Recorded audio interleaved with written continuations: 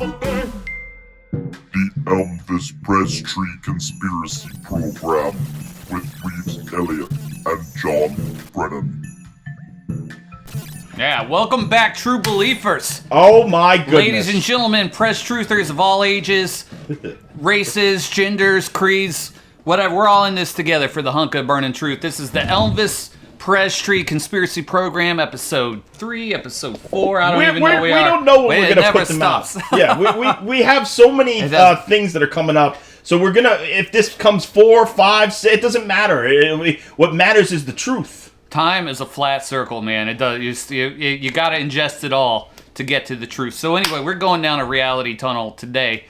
We are getting into Elvis Presley's wood abuse. And full disclosure, I don't really know much about this conspiracy theory, this reality tunnel that Rives has put together. I'm sort of researching other factors. So I'm going to be sort of like you guys out there. I'm going to be an audience member for this one. Look, this was a rich vein. This is going to be the tip of the iceberg. I mean, this man's wood abuse is... Elvis abused more wood than a 13-year-old with an internet connection because this shit is nonstop. We've discussed the karate. We've discussed shooting point blank in his firing range, just shooting logs. In case we have any new first-time listeners here, just want to cover right quick. Sort of the crux of this whole conspiracy program here, Elvis Presley. The spirit of Elvis Presley, we believe, is trapped in a tree on the front lawn of Graceland. He was taken by the wood spirits, of course, on the day of his supposed death, August 16th, 1977. And the reason is going to become a little more clear, certainly to me, and I think also to you by the end of this, that Elvis Presley had a lifelong history of wood abuse, and that is why his spirit was taken that fateful day. So, how you doing today, John? I'm good. I just like to, in order to catch people up in case this is their first episode for unknown reasons, we'll put up the pictures. Like right now, you're probably seeing Chef Dez's picture, where in 2019 he caught the spectre of Elvis in the trees. ChefDez.com. Then we flash forward. We were talking about this video at Graceland when we went there in July of 2022, July 11th, 7-Eleven. We also have to find the 7-Eleven connection. Yeah. I don't know what that is. But we took a picture of me, and in the background there was an orb. And it's not a joke. It was there. It was there, and it is there. And on top of that, my shadow, my head is round, and the shadow is square and or rectangular. Unmistakable Elvis Pompadour. There's no question. You're probably looking at the photo right now. Right now, the photo's video up. Podcast. Yeah. So based on that brief update of what we're talking about here, Rives and I believe somewhat that Elvis is trapped in the trees, and we're just looking for the Prez truth. Just looking for the Prez truth. The hashtag hunk of burning truth. Hunk of burning truth. So we're going down different reality tunnels to find different Prez truths that we can then bring to you, and maybe you could tell us your theories and just bring this whole thing home. So, Rives, you have a really great theory here that you're going to lay out. This is amazing. We've been digging deep. I'll tell you this. Listen, I just got to start from the beginning. There's too much information to lay it out creatively. We're just going to do this chronologically. The history of Elvis's wood abuse begins 35 minutes before his birth in East Tupelo, Mississippi, 4 a.m., January 8th, 1935. At 4 a.m., 35 minutes before Elvis's birth, Elvis's older twin, Jesse Garon, that's G. Aaron, the original G, Jesse G. Aaron Presley, is born DOA, dead on arrival. He's stillborn. He is the stillborn older twin of Elvis Presley, who's born 35 minutes later, 4:35 a.m. Of course, that's to Gladys and Vernon Presley. Now, Elvis's parents were very young, actually. Gladys, his mother was only 22 when she had the twins, and Vernon, his father, only 18 years old. So they're very poor. They're living in a 2-room shotgun shack down in Mississippi. And from the very moment that Elvis came into this realm, he suffered the psychic abuse. He was born into a situation of trauma and of loss immediately. So I don't know. I'm sure we've all met twins here. I think it's well known that all twins have a certain psychic connection with each other. They may or may not be honest with you about how deep it is, but we know here on the Elvis Presley conspiracy program. And so Elvis coming in to this realm already has a psychic disturbance, a twinless twin, if you will, from the very beginning. And so, fast forward one day, Vernon and Gladys are burying Jesse Garon Presley at the cemetery on the other side of town, and they're so poor they can't afford a coffin or anything. They bury him in a shoebox. So from the very beginning, Elvis's twin is stuck in a shoebox, which we were looking into it. The thing is about shoeboxes at this time, they did have cardboard ones. Of course, what is cardboard made out of? Wood, a wood byproduct. But they also had wooden shoeboxes. So we don't know what Jesse is buried in, but we do know he's essentially trapped from the very beginning, one day after his birthday, trapped in a wooden box. And so since the very beginning of Elvis's life, he had this psychic connection to his twin, trapped essentially in a wooden prison. And in a cruel twist of fate, much like Elvis is trapped today in the trees at Graceland. So this is the first psychic trauma, planting that subconscious unease. You could say disdain, contempt, fear of wood from the very beginning. I'm already on the Garon train here. This is already bombshell after bombshell. I cannot believe the connections here. I know. So that's the genesis, ladies and gentlemen. Fast forward, we're just going to mention a couple things on the way, getting into Elvis's trauma and wood abuse and along his timeline. When Elvis was 3, actually, 1938, Vernon Presley, Elvis's father, was caught passing a bad check. And what are checks written on? Checks made of paper, made of wood. Jesus Christ. Revelation after revelation, folks. And so his father actually goes to jail for 8 months. Now, here's an interesting thing. It was actually a $4 check that his father forged to be an 8. He goes to jail for 8 months. Elvis born on January 8th. I don't know where the 8 connection is going. We all know an 8, of course, is a sideways infinity symbol. Whoa. Also, the 4, so the number 4, you also say 4 in golf, and what happens when it sucks? You get stuck in the trees in golf, so there's something there with 4. That's true. What else do you do when you hear 4? You watch out. Keep your eyes open, ladies and gentlemen. And so we're just going to fast forward a little bit. Of course, just briefly mention Elvis did sign a contract in the 50s with Sun Records, which they then sold to RCA. Elvis got a nice $5,000 bonus, but he did get a little fucked on the royalties with that contract. Excuse my French, ladies and gentlemen. Thank you very much. But once again, a contract written on paper made of wood. Once again, wood, a symbol of unease, a hostile presence, a presence of doom. All right, very good, ladies and gentlemen. So we're going to move ahead just a little bit here. Of course, 1956, that's when the Colonel, Fat Tom Hanks, comes into Elvis's life. And what does the Colonel get Elvis involved with? Hollywood. Oh, my God. Coincidence? Oh. You be the judge. Which brings us to one of Elvis's earliest films, Jailhouse Rock, 1957. Now we're all over this. This is a fucking bombshell, just laden movie from the beginning. So we all know the lyrics. Of course, the hit song Jailhouse Rock was written as the theme song for this movie, and it has this film Jailhouse Rock, filmed in gritty black and white, has a huge dance sequence where all the prisoners are dancing, and we all know the famous lyrics. The warden says, "Don't be no square. If you can't find a partner, grab a wooden chair." And we see that in the film. And so once again, Elvis equating wood with being a prisoner. The wooden chair and he conflates the two, much again like his twin stuck in that wooden box. in Tupelo, Mississippi. So, triggering. Sorry, folks, I get a little overwhelmed now and again just by the sheer force of these bombshells, one after another. Takes a lot out of you sometimes. Anyway, so now Jailhouse Rock, you had mentioned a piece of that movie that was a humongous revelation to us. We played a clip of it early in one of our episodes, probably episode 1.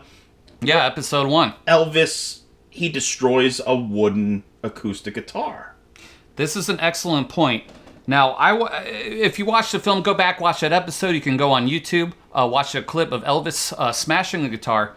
And this is a movie, so you know he does more than one take. He's smashing guitar after guitar.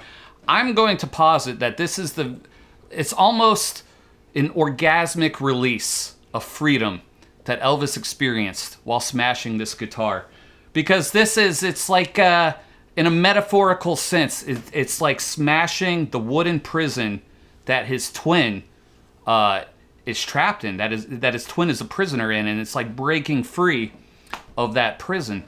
And I don't think it can be understated what a big deal, how much Jesse meant to Elvis. Because you go to Graceland today, they have, here's a word for you, cenotaph.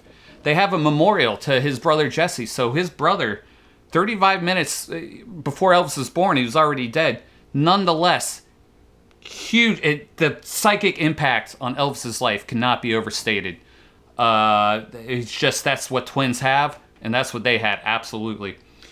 And actually, you brought up the guitar. So some of you might be like, hey, man, I don't really think Elvis dislikes wood that much. Is he really that much of a wood abuser? He played guitar. Ever since he was 11 years old, 1946, he picked up the guitar. Well, I posit this to you, ladies and gentlemen. What is a guitar? You know, we have the wood box, and then there's a hole on it.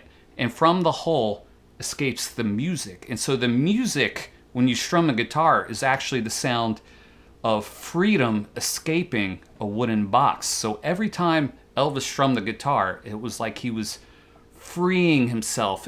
It gave him a sense of freedom from a wooden box, which is why he took to it so quickly. It's why he was natural.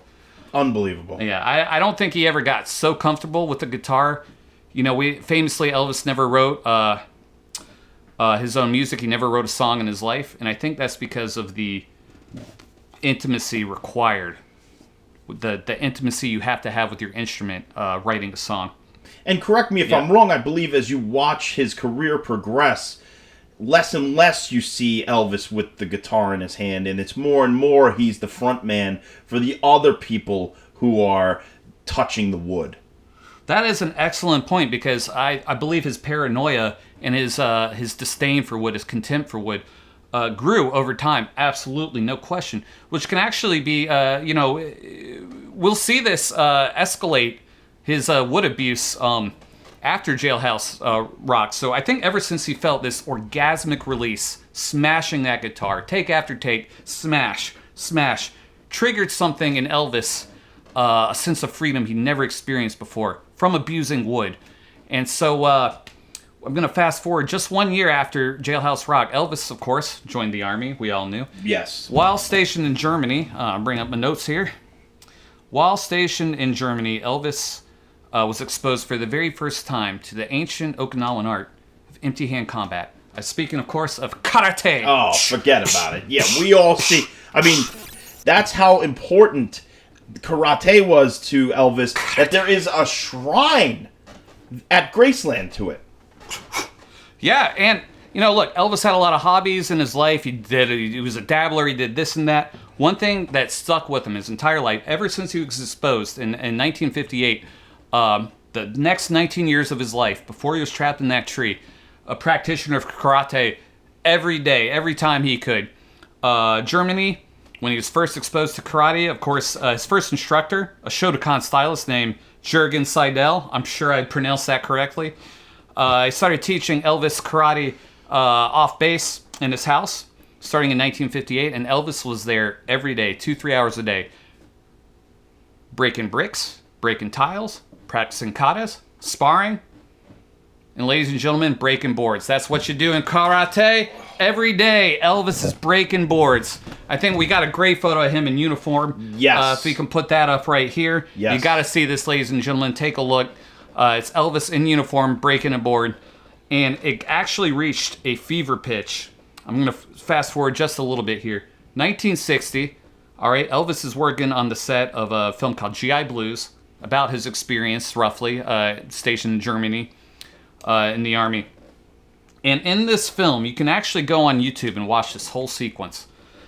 In this film, Elvis has a nice, hot young Fraulein, groupie, whatever. You've seen the movies. He gets the chicks. They go on a boat. They go on a ferry. They go to the back of the ferry. And there's a table right there. And it says Fritz, Lieben, I don't know, Helga, Olga. One of those, beefy old German lady. They were hot names back in the day. Hot names down. Now you meet an Olga. It's going to be some beefy sausage lady, with the ham figures. It's going to feed you well.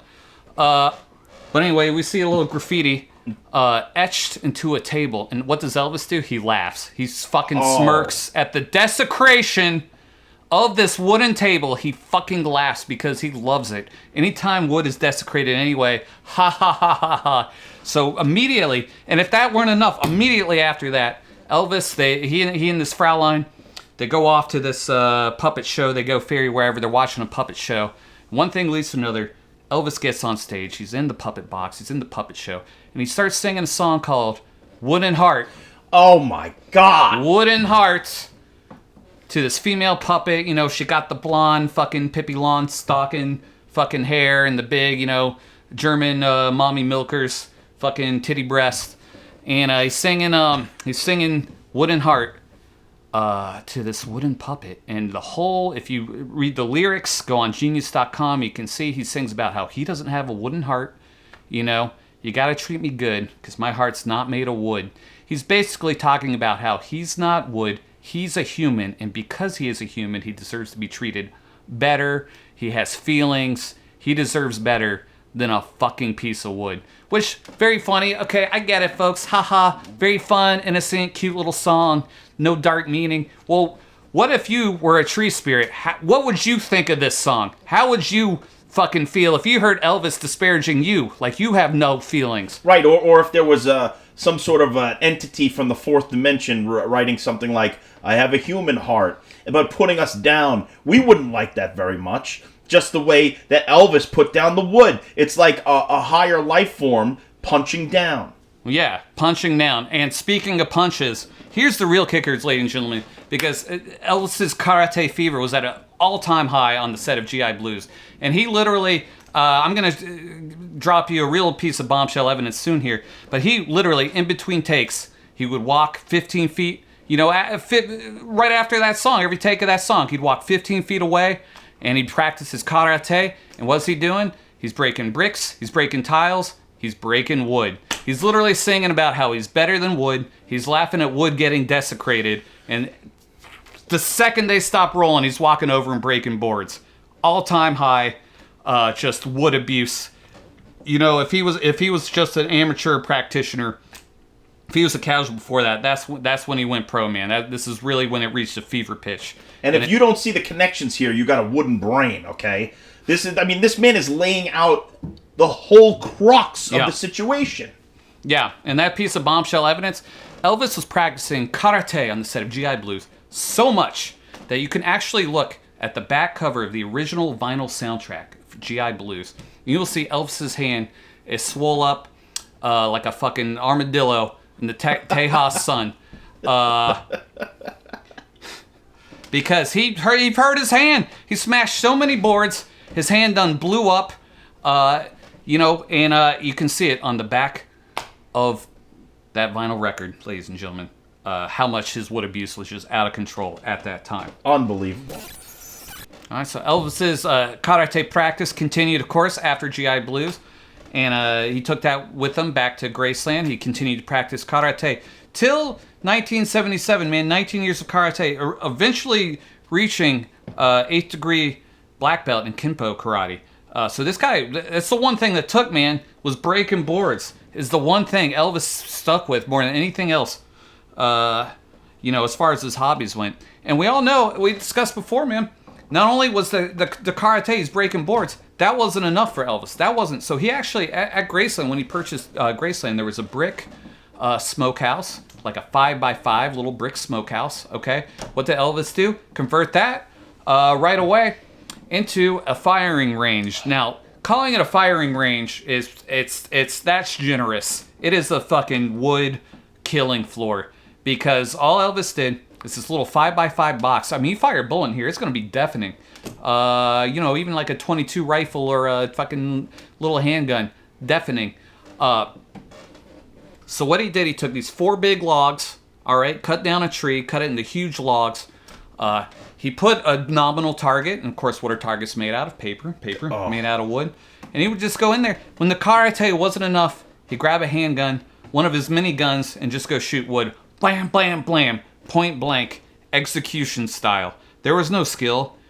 I mean, I hate to disparage the king, but this wasn't to develop gun skills. This was to feel superior, yeah. The pleasure of wood execution. And just to touch on it, Elvis actually owned 32 handguns, 1 shotgun, and wait for it, a machine gun. Oh. So he was firing machine guns at wood at point blank range in a 5x5 room?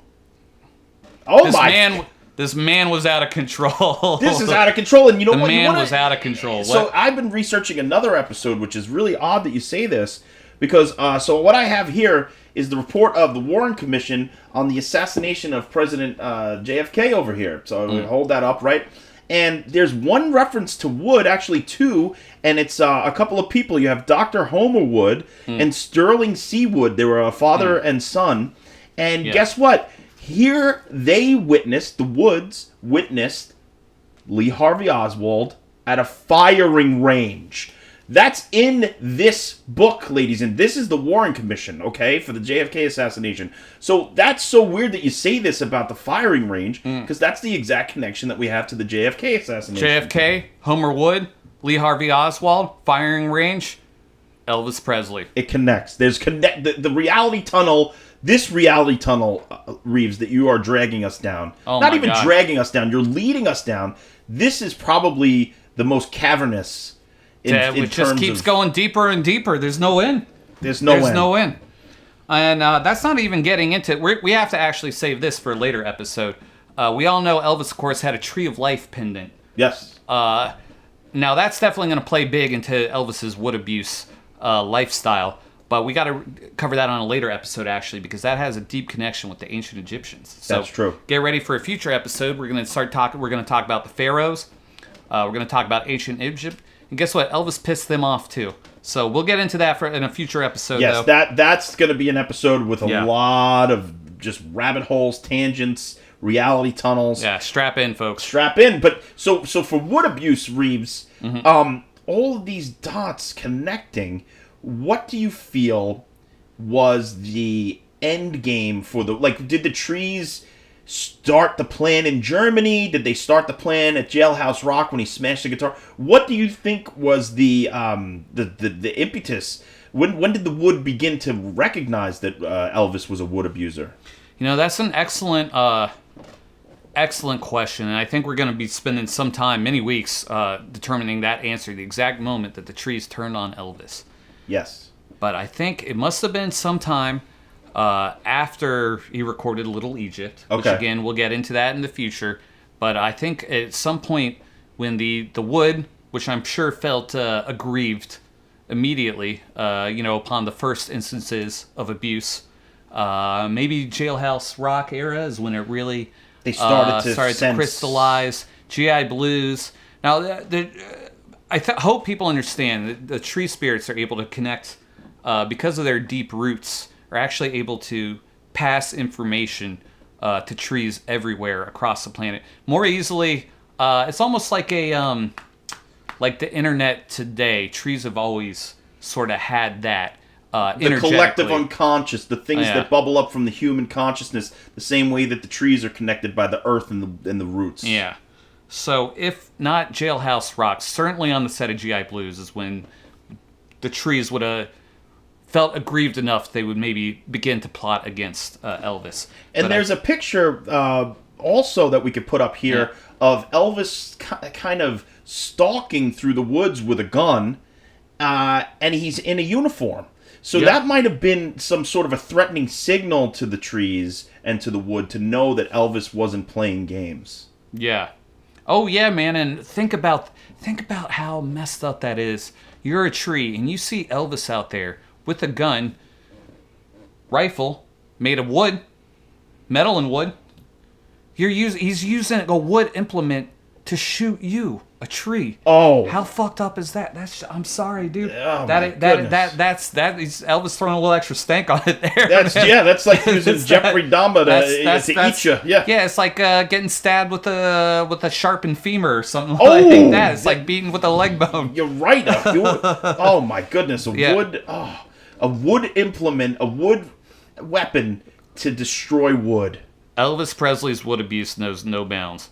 And you know what's interesting? We have to go look back and really look at that Jailhouse Rock. He smashed the wooden guitar on a wooden table. Wood on wood crime. Wood on wood crime. Wood on wood crime.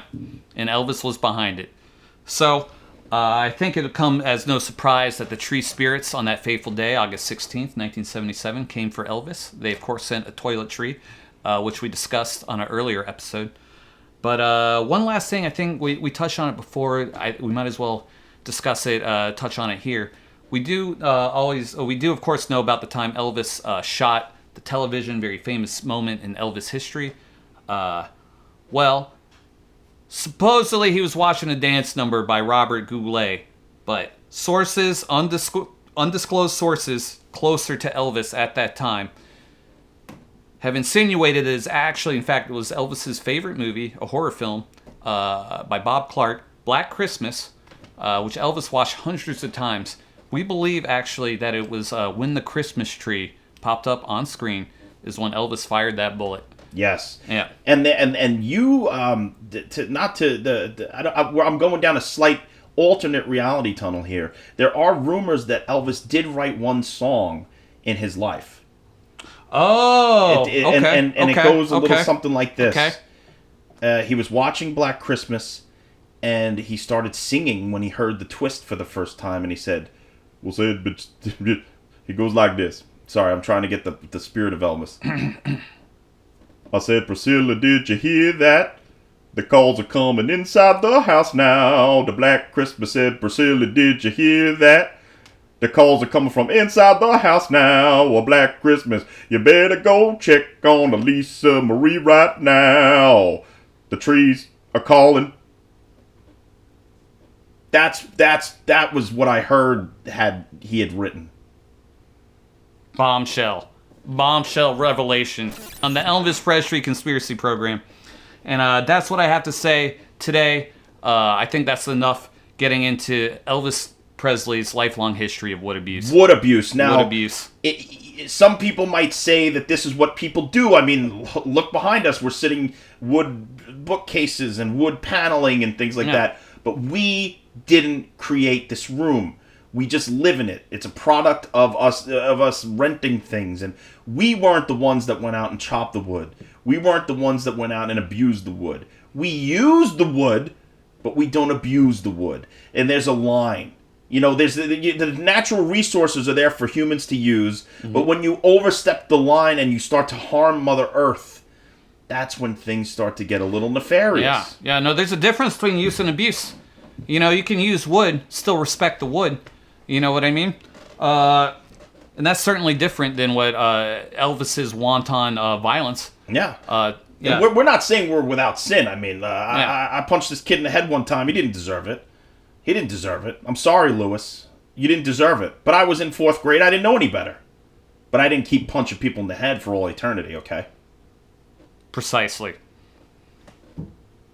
Anyway, any Rives, I'm so discombobulated by this reality tunnel that I don't even know where to begin. I mean, the connections... The twists and turns are endless. The twists and turns... We just know he had a lifelong history, and again, we could do 2, 3, 4, 5, 8, 10 infinite Sideways 8, infinite more episodes on this subject. And you know what? We might just do that. We might just do that, but we're also going to get more opinions from other people who were there on that fateful day, 7-Eleven. We also need to find out the 7-Eleven connection. Oh. It was 7-Eleven, which is July 11th, July 2022, but also there's a store called 7-Eleven. They give out free Slurpees on 7-Eleven. There's so many things. 7-Eleven Day. We were there on 7-Eleven Day. Elvis loved convenience. Elvis loved convenience. But we also have other bombshell revelations from our producer Liz Shack has told me off mic these revelations that are going to blow us away. I mean, blow us away. It's just things are going to start to come together. We're going to have all sorts of people on. Any summation here, Rives, of this wood abuse? Well, I just got one thing to say right now. He ain't dead, he's a tree. He ain't dead, he's a tree. He ain't dead, he's a tree. He ain't dead, he's a tree. He ain't dead, he's a tree. Thank you very much.